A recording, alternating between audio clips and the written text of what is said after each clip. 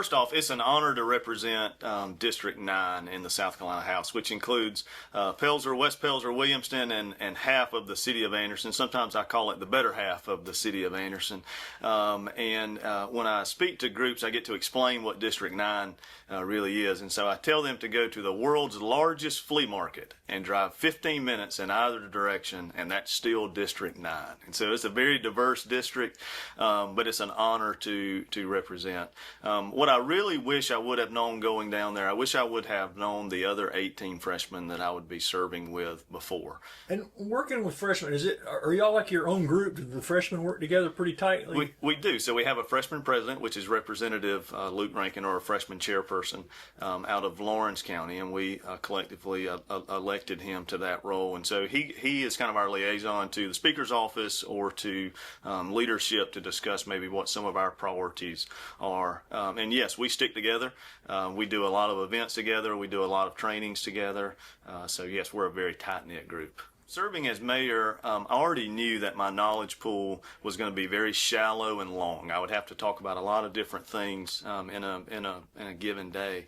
But luckily, kind of meeting with the Speaker of the House and meeting with leadership, we were able to determine kind of where my pool is the deepest, and it's the deepest in municipal affairs, which is why I requested to be on the 3M committee, which is medical, military, and municipal affairs, and then the subcommittee I wanted municipal affairs. So everyone kind of worked together to determine what your strong suits are and kind of how you would fit in a certain committee based off of what legislative priorities may be coming up. Same with being a landscape architect. I'm part of the Government Efficiency and Legislative Oversight Committee. And the subcommittee, I'm on the natural resources, and so we were reviewing the conservation bank this year. So learning more about what they do, how they're conserving more property and preserving more property, and how they're working with the governor's office to meet Governor McMaster's goal of 10 million acres preserved in South Carolina.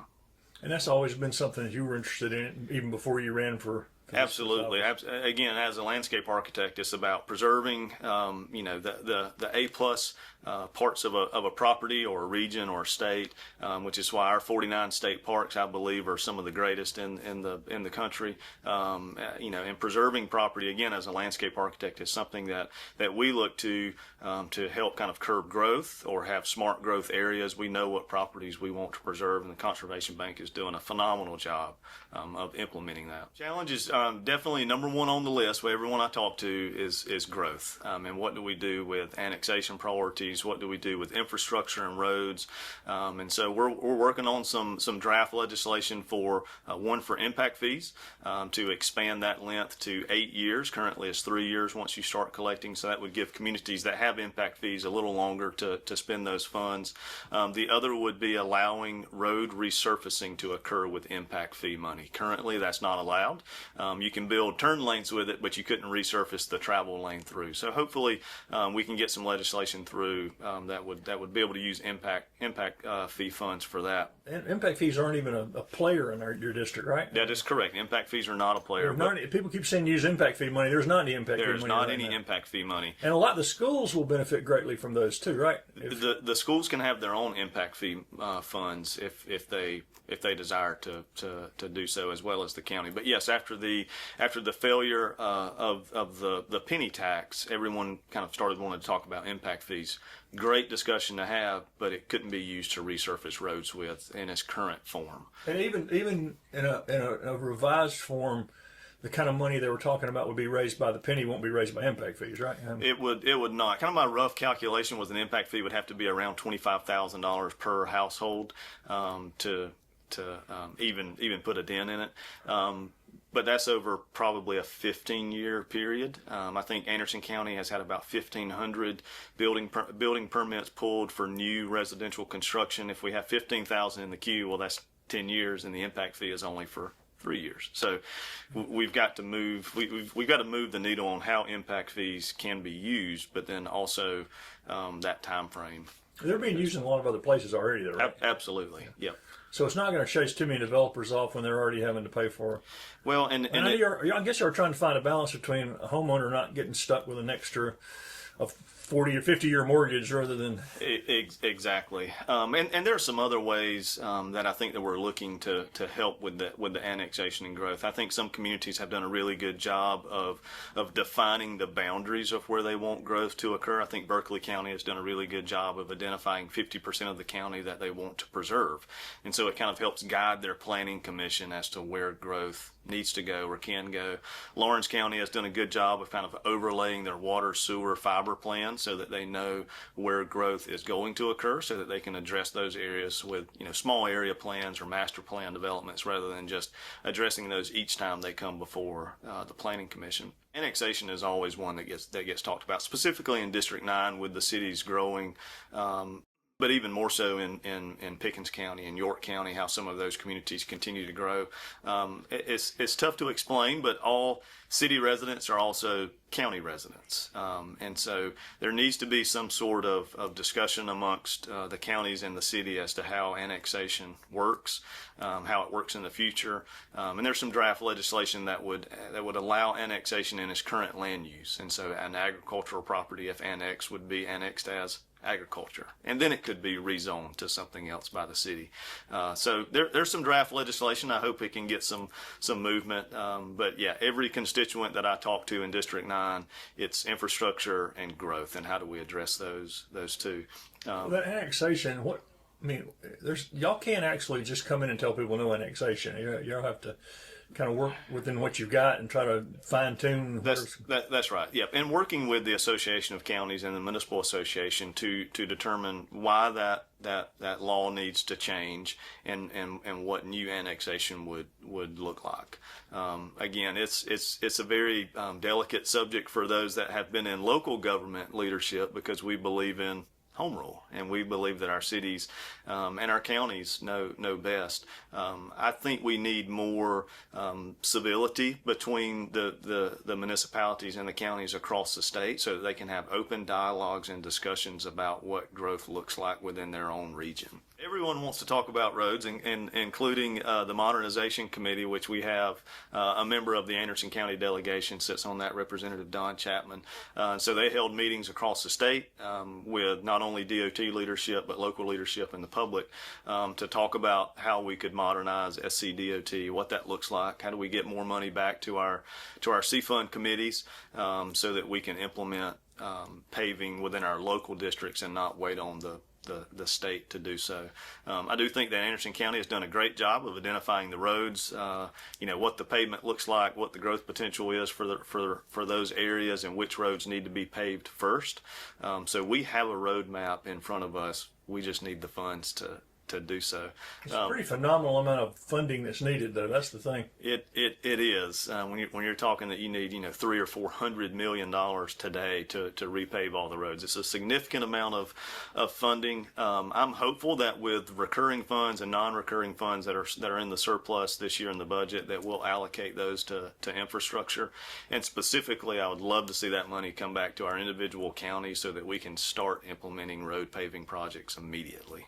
Every district is a little bit different. Now, District 9 is the best district in the state, I will say that. But it is one of the few that has 4 municipalities in it. And so I learned from the late Senator Billy O'Dell, Senator Gambrell, and Representative Thayer that constituent service should be one of your greatest traits. And so I have worked hard to make sure that I'm in the city of Anderson, talking with folks that are having problems, whether it's VA related or whether it's Department of Public Health and mental health, working with Pelzer, West Pelzer, and Williamston to make sure that their resources are combined and used most efficiently. And then the town of Pelzer, which currently is one of 2 in Anderson County that do not have property taxes. And so there's a bill, it's called Zero Millage Bill. It's backed by the Municipal Association. Senator Gambrell actually filed it. And it's one that would allow the town of Pelzer to implement taxes if they so chose, and it would go before a referendum. So actually the people of Pelzer would make that decision, not a mayor or a council. So I think zero millage is a great bill, and it has my support as well. And that means they can raise it like the other cities that already can. Right now they can't raise it at all because of Act 388. That is correct. Growth plus CPI over the past 3 years is what you can raise taxes. The towns that were kind of locked in 77, or 97 when they first passed that, have zero, you can't raise a percentage of zero, right? That is correct. And there's 81 or 2 municipalities in the states? That sounds about right. But you've got 2 in your district. I have 1 in my district, but there are 2 in the county. Star is the other Right. that currently does not. And again, being that I want to find ways to reduce taxes and other things, whether it's farm trucks or RVs or boats and motors.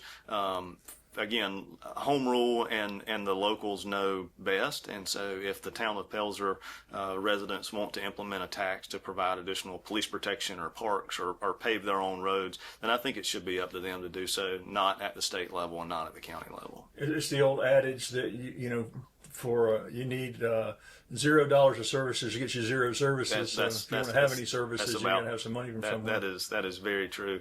But yeah, I mean, District 9 again is so unique because it's so long and linear, and it has the growing metropolis of downtown Anderson and how it's growing, and then you have Williamston, Pelzer, West Pelzer that are working together today much better than they were 50 years ago, much better than they were 5 years ago, and so those regions are obviously growing as well. Infrastructure growth are always kind of the top 2. The other is taxes, and so we could talk again, the knowledge pool being very shallow and long. We could talk about income taxes and how the bill that's in the Senate has a flat tax component. But I like to look at the other ways that residents and constituents are taxed.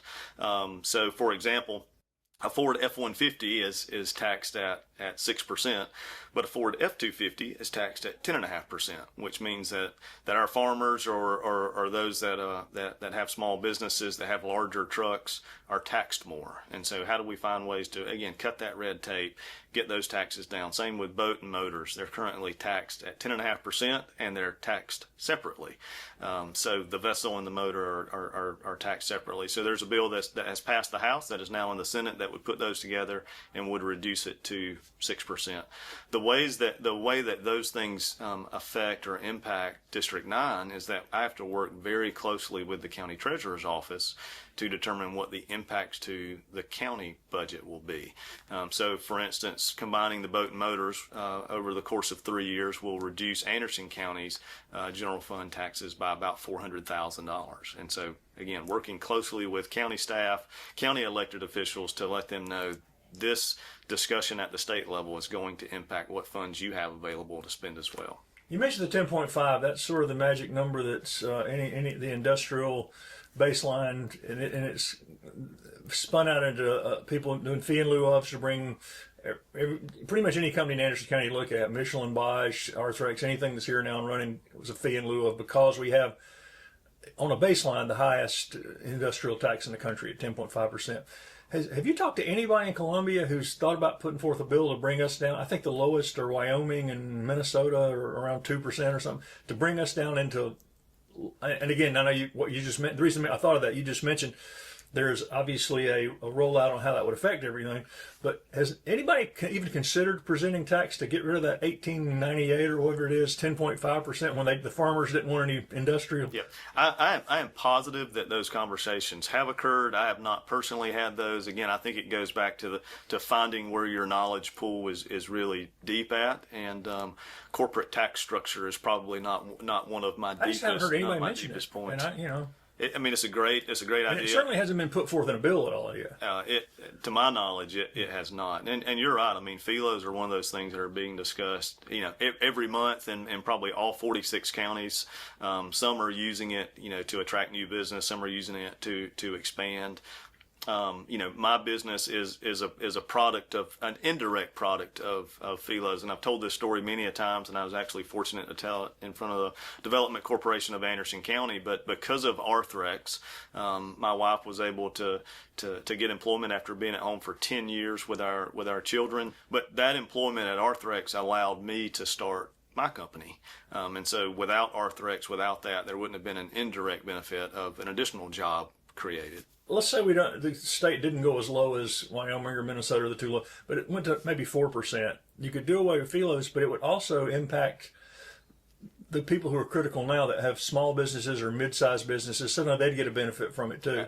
Absolutely, which means then they can create more jobs, which then means that we can look at, some other things that have been discussed regarding, taxes is if you own your home and your own homestead exemption, why do you pay property taxes? Can we do that? Can we do it for active military? Why don't veterans and active military get to use our state park system for free? So I think if we can create more opportunity with those small businesses, create more jobs, and we can look at ways to reduce taxes for other members of the population, specifically veterans and those that are senior citizens.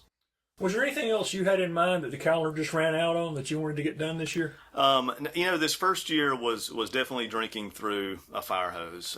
If you go back and watch videos, you see a lot of the freshmen standing at the back kind of whispering in each other's ear, and it's, what are they talking about? How are they figuring this out so fast? I think we all learned to use ChatGPT, where we could drop a bill in and say, summarize this, so that then we could compare which note was right or which was wrong. I wish that we had more time to debate bills. There's over 2,500 bills that get filed. Probably only a couple hundred make it through the committee process, and then I think there were around 40 or so that were passed through to the Senate, of which not even all of those were signed into. So I wish we had a little bit longer schedule to debate some of those bills. But it is what it is. You kind of look back in history and you go, okay, well, in the late 1800s, they used to meet between Thanksgiving and Christmas to get everything completed because they wanted to be home for the holidays. So I'm grateful for our 5-month process, but yes, there's always more time to debate. And then, in the off session is when the Legislative Oversight Committee meets. And so we had multiple, multi-hour meetings with the Department of Employment, Workforce, Conservation Bank. So we use the off session as a way to review those committees. So I've still been in Columbia a lot. And y'all did finally get passed and signed into law the hands-free device in cars. I don't think the word's gotten out well. I've been watching this morning coming over here. I was watching people holding their phone in front of their face while they drove. Yep. Yes, there's definitely an educational component that comes with every piece of September 1st it was supposed to, and then there was a grace period after September 1st. There is a grace period, and it's very much a habit. I'm the world's worst. As soon as you get in your vehicle, you plug your phone in, and then you look at it. That's the first thing you do. So yeah, it's changing those bad habits. There's some other bills. Felony by fentanyl has been passed and signed by the governor. So it's an educational component for those to know that if you're peddling in fentanyl and it kills someone else, that's a felony charge of murder for you. So again, educational components need to come with every piece of legislation. Just on a baseline understanding, help people understand what the legislative delegation does and what y'all's goals are working as a team and working with the county and stuff. Yeah. So our legislative delegation is made up of every House and Senate member from Anderson County.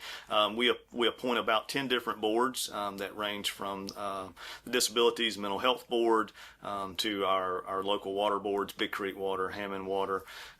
We also approve budgets from the Anderson County Fire and our Anderson County Board of Education. So those budgets are presented to us, as well as the Career and Technology Center in District 1 and 2.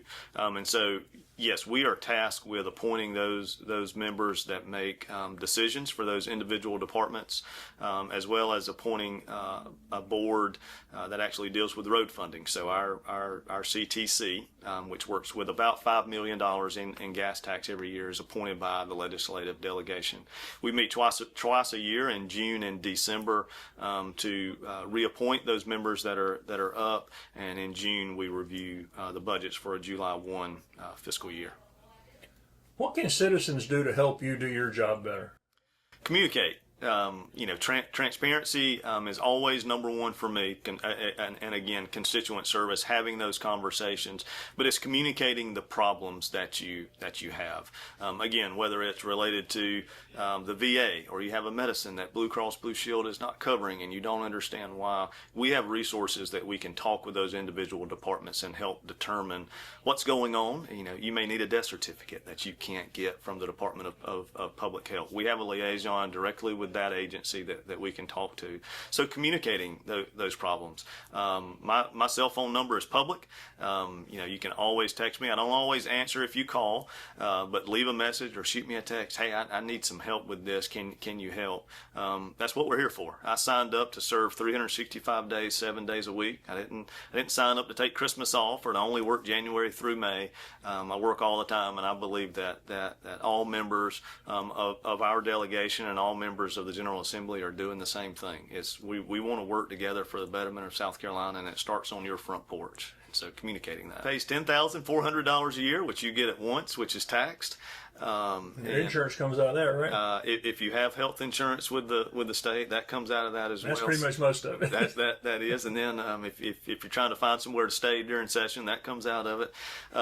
So yeah, it definitely doesn't pay enough. The pay is not why people do it. And personally, I don't believe that the pay should be increased so that it's a living wage. I believe that it is a public service that we signed up to do, and we knew what it paid when we signed up to do it. I do it because I love people, because I love the communities in Anderson County. Some people think that I say it jokingly, but I really do mean it. I believe that District 9 is one of the best districts in the state and one of the best counties and one of the greatest states in the greatest country.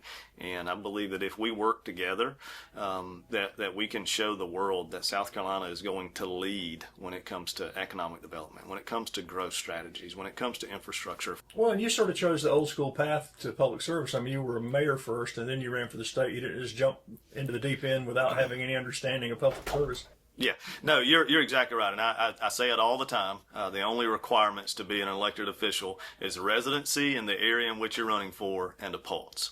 And so I really wish there was kind of a government 101 for those that have been elected. I almost wish there was kind of a path that would be laid forward. But you need to serve on county council before you decide to serve at the state, or you need to serve at the state before you decide to serve at the federal level. I believe that it has really helped me. In understanding the process and understanding how to work with people and understanding that you represent all 42,000 people in District 9. You do not just represent the 1,800 that showed up during, a runoff election to vote for you. You serve everyone and you listen to everyone. And so, yeah, my 4 years on town council, my 8 years as mayor, definitely helped me. We've talked about a lot of issues. Is there anything else in the upcoming year you want to try to tackle, or have you pretty much talked about the same things you're still working on? No, and again, for municipal affairs and the 3M committee, that's definitely what we're focused on. We are gonna talk about parental rights, and we are going to continue to talk about school choice and the education credits. We're going to continue to talk about income taxes. Those will continue to be discussions that are had throughout the upcoming session. I look forward to getting back down there with my other 18 freshman members so that we can talk about what we learned the first year, so that we can talk about kind of what we want to focus on as a freshman group moving forward, and then meeting with Chair Lady Davis with 3M and the Speaker to talk about how medical, military, and municipal affairs can help drive the state forward.